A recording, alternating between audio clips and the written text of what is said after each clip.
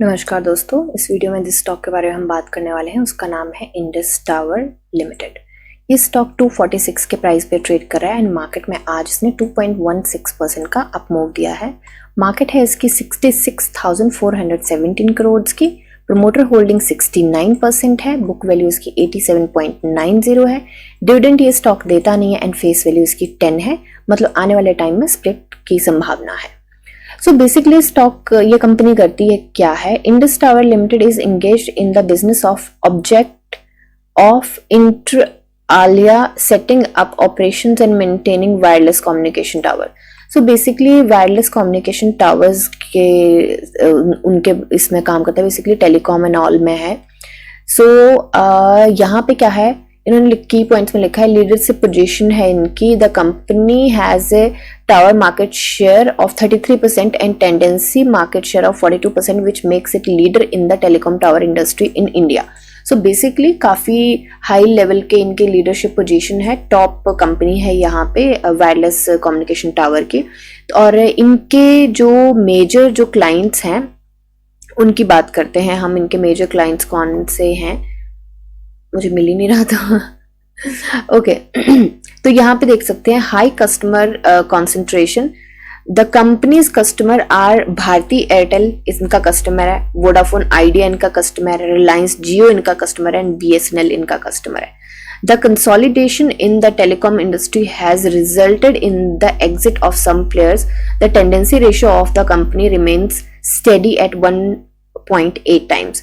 So basically इन्होंने बोला है कि ये यहाँ पे शॉर्ट मैं बोलूँ तो ये यहाँ पे बेसिकली इस इंडस्ट्री में राज कर रहे हैं, लीडरशिप पोजीशन पे हैं एंड काफी बड़े बड़े दिग्गज इनके क्लाइंट्स हैं।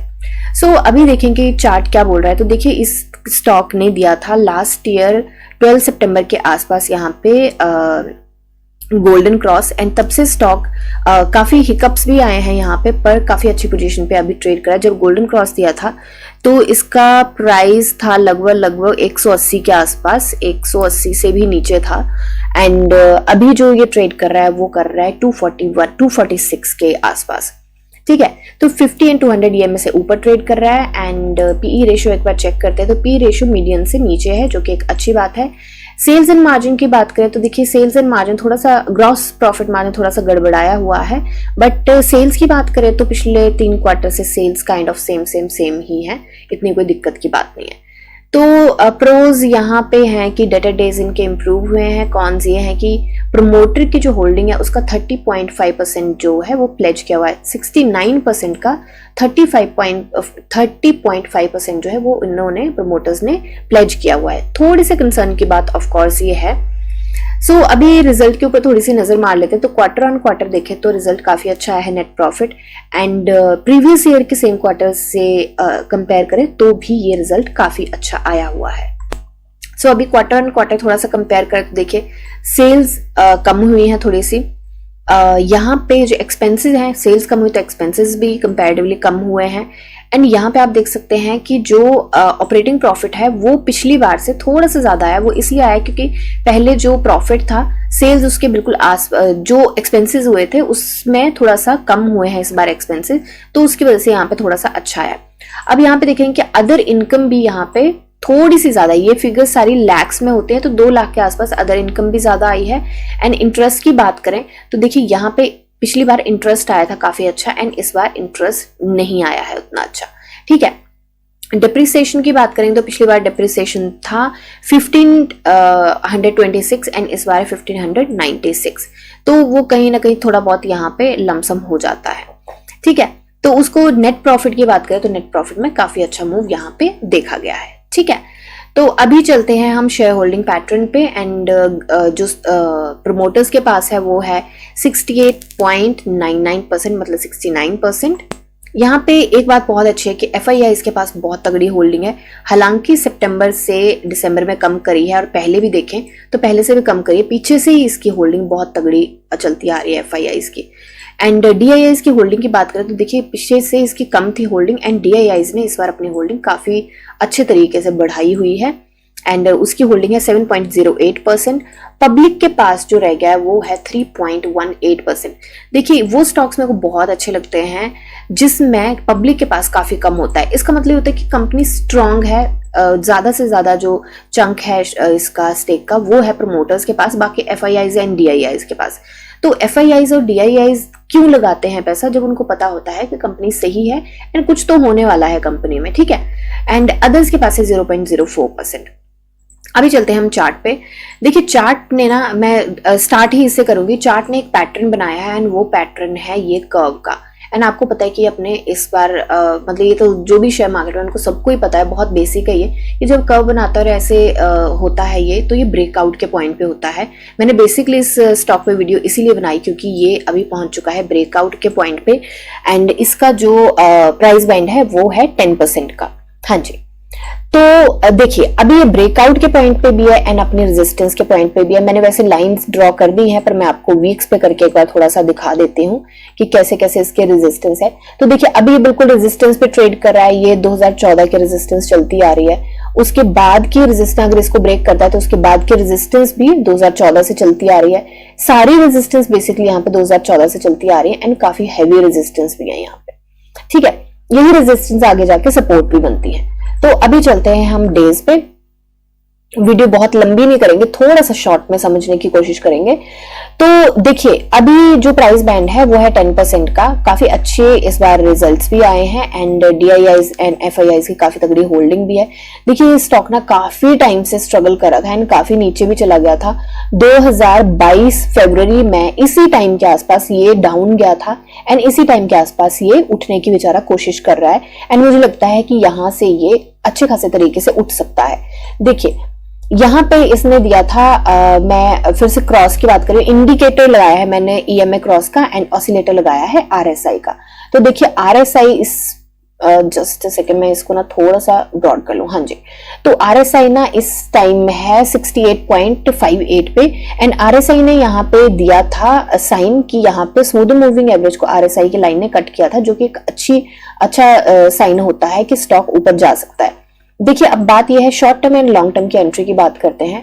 अगर मैं यहाँ पे होती तो मैं यहाँ पे शॉर्ट टर्म के लिए एंट्री बना लेती क्योंकि यहाँ पे ये बिल्कुल ब्रेकआउट पे है एंड शॉर्ट टर्म की यहाँ पे मैं बात कर रही हूँ कि कम से कम 2 महीने, मतलब 2-3 महीने की शॉर्ट टर्म की बात कर रही हूँ। वैसे मुझे पता है कईयों का लॉन्ग टर्म होता है एंड शॉर्ट टर्म 2-3 हफ्ते के लिए होता है, पर 2-3 हफ्ते नहीं, मुझे लगता है कि 2-3 महीने अगर आप रखेंगे तो मुझे लगता है कि ये यहाँ से Q4 से पहले मुझे लगता है 40% के आसपास ये रिटर्न दे सकता है। हाँ एंड हम यहाँ पे टारगेट लेके चलेंगे 333 के, तो 333 के टारगेट लेके चलेंगे। नंबर वैसे भी मुझे बहुत पसंद है, but anyway back to topic. तो मुझे लगता है कि यहाँ तक के टारगेट ये दिखा सकता है क्योंकि काफी टाइम हो गया इसको, 2 साल हो गए हैं, 2 साल के बाद ये ब्रेकआउट देने लगा है। तो मुझे लगता है कि इतने दिखाएगा तो आई एम प्रीटी श्योर कि इससे ऊपर के टारगेट, बट यहाँ तक के हम लेके चले हैं अभी टारगेट एंड उसके बाद हम टारगेट तो रिवाइज कर ही लेंगे, उसमें तो कितनी देर लगती है, राइट। तो अभी के लिए short term long term entry की बात करें तो देखिए RSI काफी अच्छे पॉइंट पे है इस टाइम एंड शॉर्ट टर्म की यहाँ पे बात करूं तो मुझे लगता है कि यहाँ पे 1 महीने के लिए भी मैं अगर होती तो मैं एंट्री यहाँ पे बना लेती 1 महीने के लिए। हालांकि यहाँ पे छोटी सी बात एक और कंसर्न की है कि मैं यहाँ पे एंट्री बनाती तो मैं एकदम से बहुत ज्यादा चंक से नहीं बनाती क्योंकि देखिए साइंस तो है कि ब्रेकआउट देने वाला है एंड RSI के पास रूम भी काफी है यहाँ पे प्ले करने के लिए। बट एक चीज हमें ध्यान में रखनी पड़ेगी कि ये जो पॉइंट है ना, इस पॉइंट से ये रिवर्सल भी देता है RSI के साथ, ठीक है। हालांकि जब इसने रिवर्सल दिया है तो कोई ये ब्रेकआउट पे नहीं होता था जब ये रिवर्सल देता था, बट फिर भी थोड़ा सा कॉन्शियस होकर चलने की जरूरत बिल्कुल है। अब देखिए यहाँ पे जब इसने ब्रेकआउट दिया था तो कहीं इसी पॉइंट के आसपास था, यहाँ पे क्रॉस दिया था इसने EMA एंड यहाँ पे जो इसकी RSI गई थी वो गई थी 85 के आसपास, ठीक है। तो मैं यहाँ पे एक छोटी सी स्ट्रेटेजी लगाऊंगी और वो मैं ये लगाऊंगी कि यहाँ पे मैं एंट्री बनाऊंगी लाइक 40 या 50% अमाउंट के साथ एंड जैसे ही ये वाली ये क्रॉस करता है, जैसे ही ये वाली रेजिस्टेंस क्रॉस करता है 274 की, वैसे ही मैं बाकी चंक के साथ अपनी एंट्री बना लूंगी। तो मेरी एवरेज आउट बीच जैसे में आ जाएगी 260 के आसपास, होपफुली एवरेज आउट हो जाएगा मेरा। तो प्रॉफिट में भी रहूंगी एंड ज्यादा प्रॉफिट भी नहीं होगा, ज्यादा लॉस भी नहीं होगा, मीडियम जैसे पे आ जाऊंगी। तो मुझे लगता है कि वो सही रहेगा क्योंकि ये वाली जो रेजिस्टेंस है ना, आप यहाँ पे नोटिस करेंगे कि ये वाली रेजिस्टेंस जो है ना ये काफी हैवी है। हमारे पास बाकी भी रेजिस्टेंस बहुत हैवी है पर ये काफी हैवी रेजिस्टेंस। देखिए कितनी बार तोड़ने की इसने कोशिश करी है। तो जैसे ही ये तोड़ के यहां से निकलेगा तो मुझे लगता है कि मैं ज्यादा चंक के साथ यहाँ पे एंट्री फिर बना सकती हूँ एंड 40% के टारगेट की मैं उम्मीद करूंगी कि इतना ही जाएगा, जा तो ज्यादा भी सकता है। अगर ज्यादा की उम्मीद करें तो देखिए अब नेक्स्ट जो रेजिस्टेंस इसकी आती है वो कहीं ना कहीं आती है इसके आसपास, जब ये रेजिस्टेंस पे है इसके आसपास ये रेजिस्टेंस आती है एंड 265 की भी उम्मीद की जा सकती है। यहां से अगर निकल गया, इस वाले से अगर निकल गया तो 265 की उम्मीद भी की जा सकती है।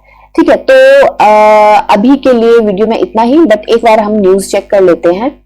तो अभी कोई ऐसा न्यूज नहीं है जो कि इसके प्राइस पे इफेक्ट डालेगी, बट ये पुरानी न्यूज है, इसको एक बार चेक कर लेते हैं कि ये बोल क्या रहा है। सो कोटक चेजिंग ग्रोथ, तो इनकी ना एक मीटिंग थी, इन्वेस्टर मीटिंग थी जो कि इनकी हुई है 19 फरवरी को, जिनका इन्होंने अभी कुछ डाला नहीं है कि क्या है क्या नहीं। तो इनके एक कोटक चेजिंग ग्रोथ 2024 के साथ इनका कुछ मीटिंग थी, नेम है उनका ये। तो अभी मुझे लगता नहीं है कि इन्होंने कुछ अपडेट डाला है उसका। अगर इसके साथ कुछ हो जाता है, कोई इन्वेस्टर आता है या कुछ होता है तो ऑफ कोर्स इसके लिए अच्छा रहेगा। पर वैसे भी अगर देखा जाए तो मैंने आपको बताया कि यहाँ पे FIIs एंड DIIs काफी होल्डिंग लेके बैठे हुए हैं। तो मेरे को तो मतलब मैं बड़ी सिंपल लैंग्वेज में बोलूं तो जब FIIs और DIIs इतनी होल्डिंग लेके बैठे हुए हैं तो मुझे ये भी होता है कि समथिंग इज कुकिंग। अब यहाँ पे दो सिनेरियो देखे जा सकते हैं। पहला सिनेरियो ये है कि समथिंग इज कुकिंग और ये बहुत तगड़े तरीके से ऊपर जाने वाला है, ठीक है। दूसरा सिनेरियो ये भी होता है कि अगर मार्केट गिरी तो FIIs ने अगर अपनी होल्डिंग एकदम से निकाल दी तो स्टॉक नीचे भी गिर जाएगा, ये भी होता है। तो थोड़ा सा कॉन्शियस होकर जरूर चलें एंड बाकी सिर्फ मेरी एनालिसिस है, बाय सेल होल्ड की कोई रिकमेंडेशन नहीं है। आप अपनी एनालिसिस कीजिए, जानिए समझिए पढ़िए और फिर इन्वेस्ट करिए। मिलते हैं नेक्स्ट वीडियो में, तब तक के लिए शुक्रिया एंड हैप्पी इन्वेस्टिंग।